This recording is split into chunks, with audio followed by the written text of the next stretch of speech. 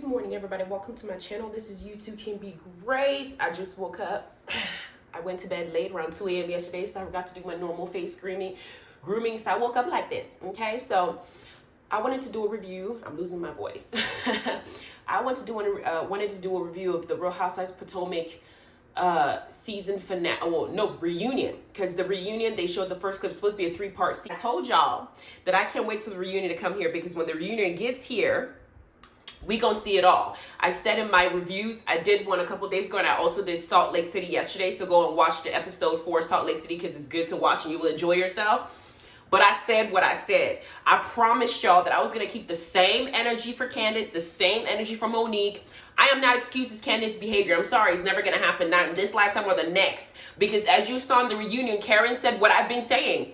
Words are weapons. Words are dangerous. You can't be running your mouth like you do, Candiace, and then go around and tell people, oh my God, I'm just going through a lot. I have to put sticky notes up to make my day. I woke up and I have anxiety, and it's just, well, you need to have anxiety for your damn mouth too. That should be scaring you as well, for the things that come out your damn mouth, because it is disrespectful and some people just can't handle it.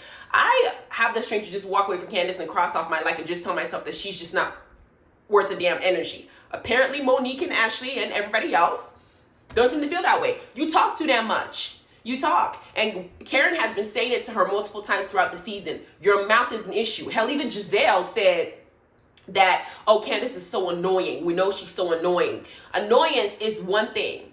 Running your mouth the way that you do, that's sometimes it can be verbally assaulting people. And that's what you get. Now, I'm not saying that it's okay to just be going around beating somebody's ass, but I'm saying that Candiace has responsibility when it comes to the fight that happened between her and Monique. I'm not changing my mind. I hear your opinions. I see y'all comments. I'm happy that you guys are able to see the picture from the glass half full perspective. I'm looking at it from both half full and half empty. It takes two to fight. She was not in the corner just sitting there and somebody just walked up to her and started beating her ass. She was arguing. She ran her mouth. The argument extended to something further. It just escalated and went above and beyond. But she was not an innocent bystander sitting there minding her business.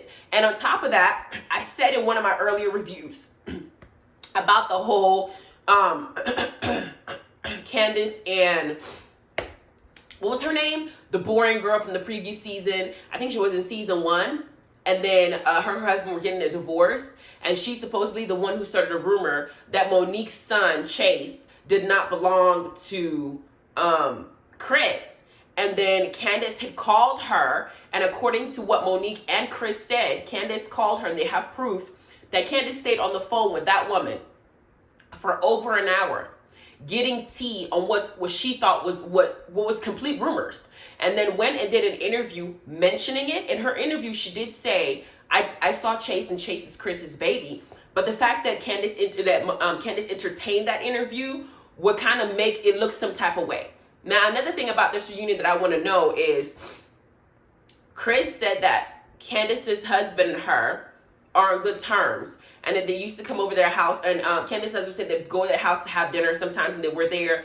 I want to know the timeline to when these things happen. That's what I seem to be missing when they're talking, is the actual timeline. But Monique showed up this reunion with a whole binder, and I loved, let me say it again, I loved how she decided to go ahead and get Giselle's ass together. Because you know what Giselle does when Giselle feels like she's in the hot seat? Giselle tries to deflect. And for me, I don't know exactly how the conversations went, but if I was to guess, I would think that when Monique finally decided to give Giselle the business, which we have been waiting for Giselle to get her ass cussed out by both Karen and Monique, because Giselle is a hot ass mess. She tries to start issues with people's relationships and what's going on in other people's lives so they cannot focus on what's going on with her. This time Monique is like, nope, I have a full binder and proof to show that this boyfriend that some of y'all think is fake, Jamal, this fake pastor, is out here still slinging his dick like he was doing 12 years ago when y'all were married and before y'all had your babies. He's still fucking the church congregation. He ain't changed. The man is still a hoe. He done had 8 kids. He might have 9, 10. Last year, I think there was an accusation, or earlier this year, there was an accusation saying that one of the church ladies was pregnant with his baby. And Giselle had to come out and say, no, it's all a lie. Girl, ain't a lie. If for there to be a baby to exist, Giselle, that means that Jamal had to have fucked that girl. And then there was another article that came out saying, oh, well, Why is everybody mad? Because Jamal is single at the time. So if he has a baby, it's okay. This is why we have a problem with it. Okay? Because if you are a pastor, and according to what Jamal is putting out there, he's a Christian pastor. A Christian pastor who is not married is not supposed to be fornicating. And in a sense, according to the book, if we're going to follow everything to the T, if he's having a baby out of wedlock, he's having a bastard child, which is not okay with the scriptures. He's teaching people. So he's a walking hypocrite. You can be all you want to be, but you can't take this position of a guide and preach to people and you don't practice what you preach. That's the issue. That the Essence article I read said, stop giving this man a damn pass. He's a hoe. And then they asked Giselle's dad. Remember, they asked him, I think it was, what's his name?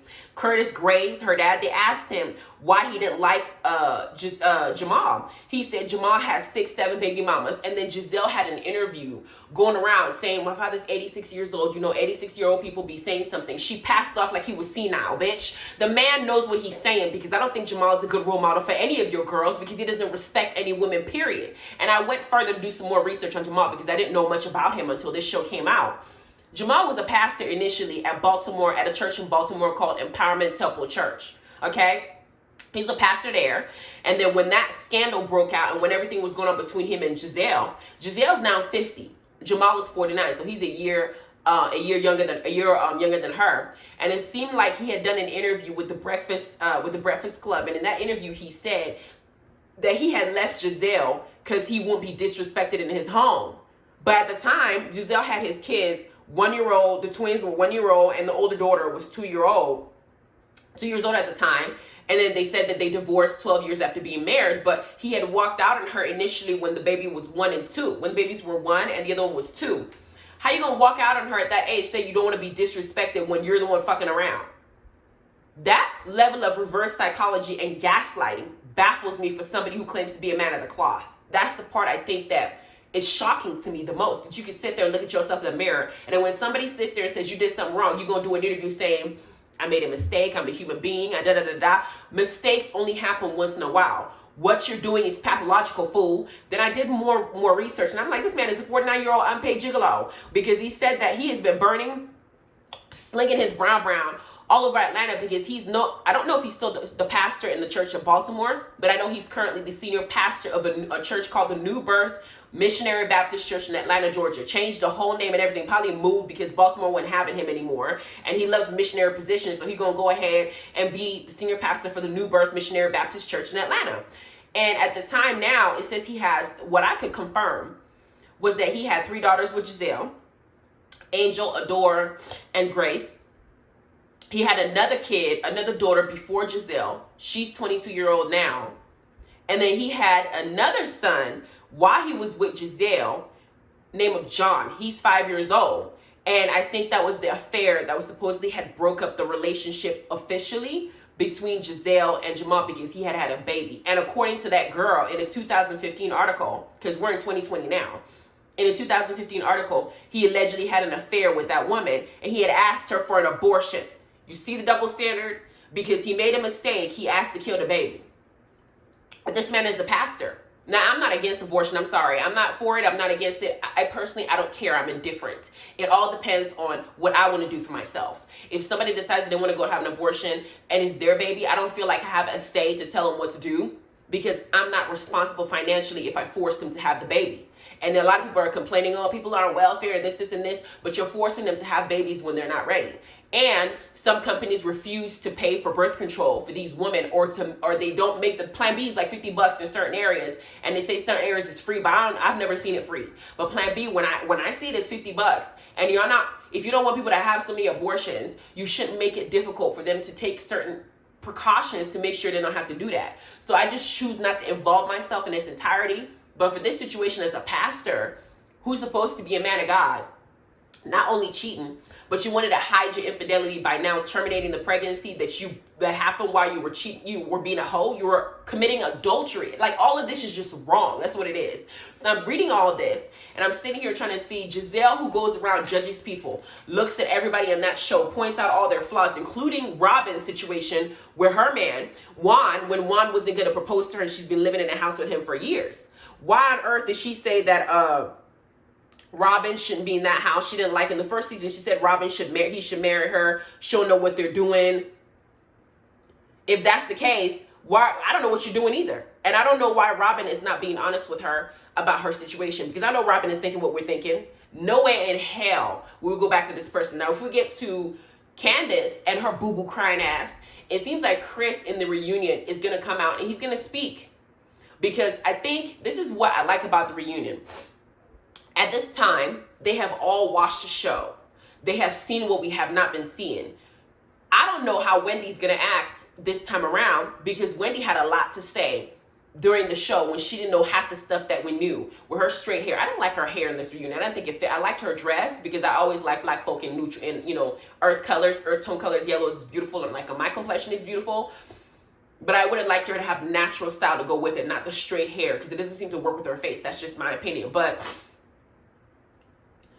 I want to know how Wendy's going to respond, because she had a lot to say for Candiace. Now that she's going to hear more of what Chris and Monique had to say, what her stance is going to be. And then, you know, Robin is going to say, she has been accused of plotting against her entire family. Robin, shut up. I don't know why Robin is there. Robin Hood, she's robbing somebody else's place on this show. Because to me, she is not a housewife. I don't know what her purpose is other than to insert herself in other people's business to make it seem like she wants to be relevant on the show. She's just as boring to me as the first girl from first season that is over here starting rumors about Monique all over Potomac. I don't know what her presence serves. I liked her clothes, but Robin to me looks like, what she wear? She wore this. Hold on, let me see. Let me show y'all.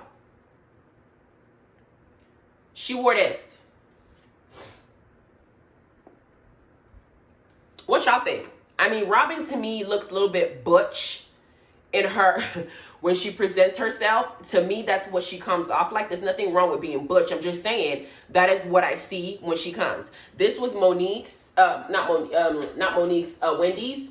I thought Wendy looked beautiful. Her makeup was beautiful. I just thought that with that outfit, as beautiful as that yellow is on her, I would have liked her to have like a natural fro or something. You know, I don't think I wanted the straight to go with the style, because I wanted earth tone to look more natural. And natural means, you know, you got your hair looking a certain type of way. So for me, I don't know if I'm for that. My worst outfit was Candiace, because I don't like her damn bow. I don't know what she was trying to give off, but that bow looks like, I don't know, it just doesn't fit the outfit, and the slit in the middle. It's just Candiace.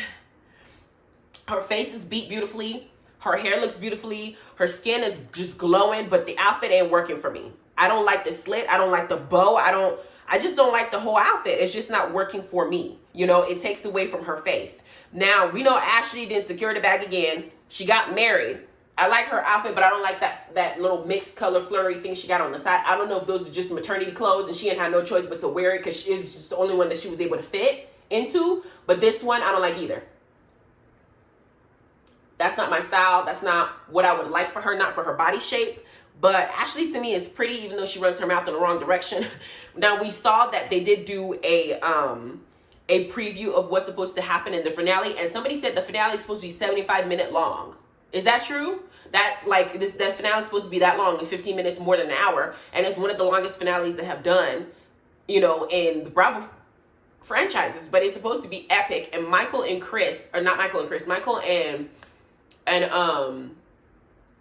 what's his name? Monique's husband are supposed to almost go at it. And it seems like Michael's going to say something to Candiace's man. Candiace is going to now start going off to Karen. And she's going to start trying to bully Karen into picking her side. And at the end of this show, or the end of this reunion, Karen's going to let her know that I'm not going to pick a side because I'm going to be honest with you about the way that you behave. I'm not cool with it. And then what is Candiace going to do? She's going to be out in the end of the show. That tears that she keep crying every single time. I'm not for it. Here's Monique's outfit. Monique looks more natural to me than all the other girls as far as what she did with her hair. But her outfit, I don't know if I would say, I like how the outfit fits on her, but I don't know if it's one of my favorite. I just don't like the shimmering aspect of it because it's just not my style, but she looks good in it. You know, it's just not for me. I can't seem to find a single one with Karen in it, but I will show you one with Giselle. Giselle's own, it fits her. You know, she usually likes straight hair. The color of the hair works for her. The slit on the side is better than the slit in the middle that Candiace had. You know, Giselle to me is very beautiful, but I don't know what Jamal did to her for her to feel like she deserves that. That's the only thing that I don't understand, because I would not be with somebody like that. Now, this is all the pictures of them together. And Karen looks beautiful as always and stuff like that. But it's yellow's the theme. I'm just waiting to see what's going to happen. Again, I'm going to show y'all a last minute clip. Or I'm going to try to show the last of what's going to happen next week. But I'm not even trying to, I'm not going to pretend like Candiace is not going to get it from a few of the cast members. I think that Candiace is going to have to wake up and really she's going to have to really wake up and understand that her behavior is not to be excused. And I don't care how many crocodile tears she cries. I'm not for it. But I'm going to show y'all to it one more time before I get off this review. And y'all tell me what you think. And are you ready? What was your emotional reaction after you saw the footage? I said, okay, well, if I'm fired, I'm going to go finish her off. I need a break. Finish her off. Oh my God. I'm excited. I want to see. I'm going to review the one that's supposed to do this Sunday, the finale. And then I'm going to go ahead and review every part of this 3-part reunion. Y'all stay tuned. Let me know what y'all think and what y'all expect to see. Have a wonderful day. Bye.